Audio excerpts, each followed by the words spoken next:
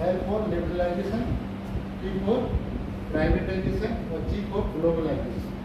LPG policy की बोलते हैं इसको LPG, liberalisation, privatisation and globalisation. मतलब हमने अपनी इकोनॉमी को थोड़ा ओपन किया, लिबरलाइज किया. लिबरलाइज कैसे किया? उसके भी 3 वर्ड्स हैं. डीरेगुलेट, डी कंट्रोल, हमने एंड डी लाइसेंसिंग. 3 वर्ड्स आ गया. लिबरलाइज कैसे किया? हमने लाइसेंसिंग को डी किया. लाइसेंस की जो प्रथा थी हमारी, जो भी लाइसेंस की रिक्वायरमेंट थी उसको थोड़ा सा लिबरलाइज किया कि कोई भी अगर कोई इंडस्ट्री लगाना चाहता है तो जो लाइसेंस की जो रिक्वायरमेंट थी उसको कहीं थोड़ा सा लिबरलाइज किया. देन डी कंट्रोल, कुछ ऐसी इंडस्ट्री थी जिनको हमने गवर्नमेंट के कंट्रोल से बाहर कर दिया या कुछ उनको डीरेगुलेट. बहुत सारे रेगुलेटिंग मैकेनिज्म थे गवर्नमेंट के जो हम इंडस्ट्री लगाते थे उनको भी हमने कहीं लिबरलाइज किया. उसको LPG पॉलिसी है. एंड देन ग्लोबलाइजेशन क्या है? Globalisation means open economy with the outside world. हमने अपनी इकोनॉमी को integration of the economy with the outside world, दूसरे देशों के साथ हमने इसको इंटीग्रेट किया. और ये जो पॉलिसी थी उसके आधार पर ये पॉलिसी बनाई गई थी IPR 1930. सबसे पहले इस पॉलिसी की बात आपको डी लाइसेंस हो गया, आपको लाइसेंस की जरूरत नहीं. देन इन्वेस्टमेंट रिलेटेड बिजनेस का rate by cross yes side पर अगर तो smart unit allocation of goods and raw materials. Raw material का जैसे हम बफर स्टॉक करते हैं ऐसे गवर्नमेंट के पास भी रॉ मटेरियल का बफर स्टॉक है.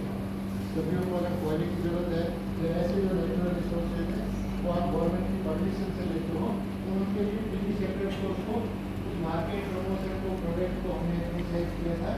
और दूसरी पार्टिसिपेशन गवर्नमेंट के 25% बेसिस है.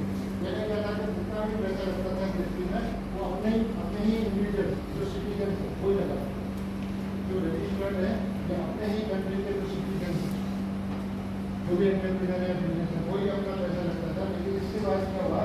बिजनेस सेक्टर में IPR 91 में क्या हुआ था कि हमने अपनी इकोनॉमी को ओपन किया और फिर हमने दूसरे देशों का जो पैसा था जो इंडस्ट्री थे उनका पैसा भी अपनी इंडस्ट्री में लगाना शुरू किया, जिसको डिस्ट्रिक्ट इन्वेस्टमेंट बोलते हैं.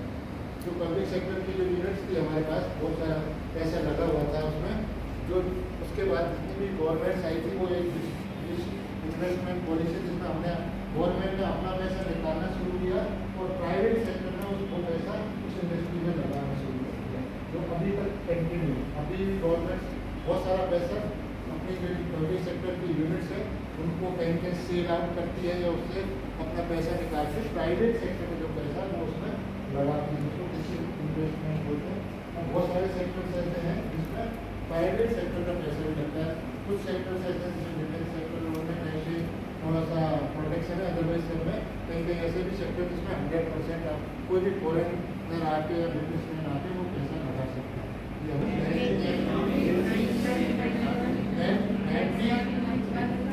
बस ये यहाँ तक ही थोड़ा सा आपको पढ़ने शुरू हुआ. पहले क्या किया था 1956 में हमने क्या किया था? Reservation and protection of the SSI. 91 से क्या किया हमने? क्या किया आप इसमें उसमें भी करोगे, हमने डी रिजर्वेशन शुरू कर दिया IPR से. नेक्स्ट इसमें देखो कहीं कहीं आया होगा उसमें. नेक्स्ट जो रिजर्वेशन था उसको डी रिजर्वेशन हो गया SSI के लिए और हमने जो रिजर्वेशन था उसको कहीं कहीं थोड़ा सा ओपन किया और डी रिजर्वेशन ऑफ आर्टिकल ताकि उनकी कॉम्पिटिटिवनेस बढ़े. ऐसा नहीं कि आपने डी रिजर्वेशन आएगा तो आपकी कॉम्पिटिटिव क्योंकि आपका ओपन मार्केट हो गया तो कोई भी पैसा कोई भी प्रोड्यूस कर सकता है. इसलिए हमने डी रिजर्वेशन को इसमें शुरू किया था. IPR 2005 से तक ये कंटिन्यू था. डी रिजर्वेशन वाला एक आइटम था इसमें. इसमें से कहते हैं BIC was promoted in this IPR. तो आपको वो IPR याद होना चाहिए किस IPR. या CDB was established in the IPR through the IPR या प्रोमोटेड इन द IPR.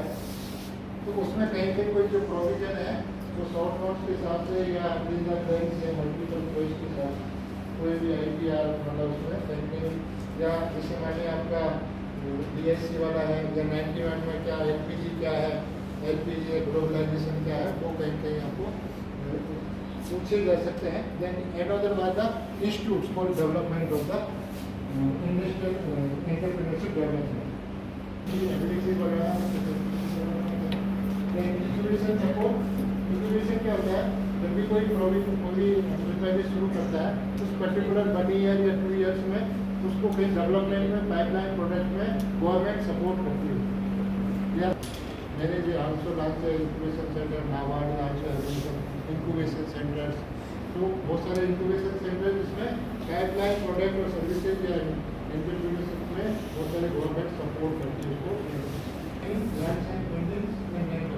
ये इंस्टीट्यूशन क्या सपोर्ट करेंगे, एंटरप्रेन्योर को किस संदर्भ में करेंगे, क्या करेंगे, या तो वो पॉलिसी सपोर्ट करेगा, ट्रेनिंग या एजुकेशन के संदर्भ में है, इंक्यूबेशन सपोर्ट है, ग्रांट्स एंड फंडिंग है, मार्केट एंड लिंकिंग है और नेटवर्किंग।